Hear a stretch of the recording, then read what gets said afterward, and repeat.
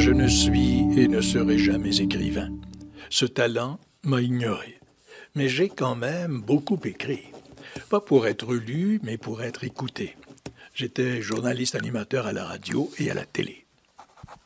Des textes en voix hors champ comme celui-ci et ceux qui suivront, des narrations à la caméra, des transitions et des intros pour la lectrice ou le lecteur de nouvelles, j'en ai pondu des centaines tout au long de ma vie professionnelle. Je vais donc me servir de ces acquis pour vous entraîner dans le récit que je m'apprête à vous raconter sous la forme de courts reportages, sans les artifices techniques d'aujourd'hui. Car voyez-vous, je suis d'un autre siècle, le 20e, et encore le milieu du 20e siècle. Et en ce temps-là, on savait prendre son temps.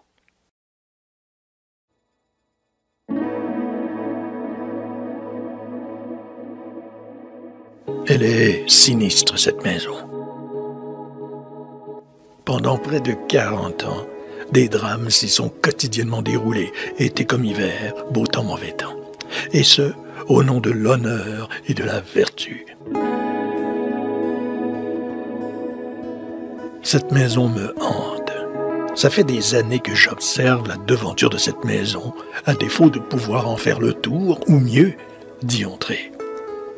J'ai fait des gros plans de la façade, toujours dans l'espoir de voir à l'intérieur et qui sait, d'y trouver quelque chose ou quelqu'un. Foutaise, que dalle, utopie, que du flou.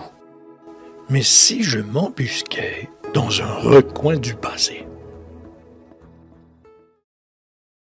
Nous sommes le 29 juillet 1948. Il fait 83 degrés. Il est 10 heures.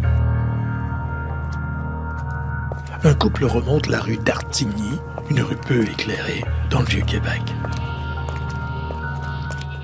La pente n'est pas énorme et pourtant, la jeune femme vêtue d'un ample manteau noir peine à avancer malgré l'aide de l'homme qui la tient par la taille.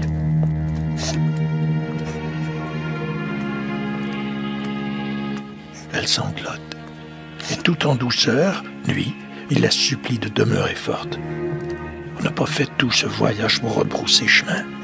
Je t'ai promis qu'on allait se marier une fois cela réglé. Et je vais tenir ma promesse. Pense à nos parents. Ça va bien se passer, tu vas voir. Je sais que t'as peur, mais Madame Étiennette a bonne réputation. Allez, vas-y.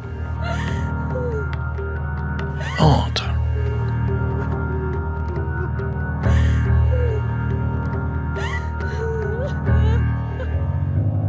Se sont-ils dit « je t'aime » avant que l'énorme porte ne l'emprisonne au pied d'un escalier vétuste? Vous êtes en retard, mademoiselle. Vous deviez être ici à 8 heures. Montez.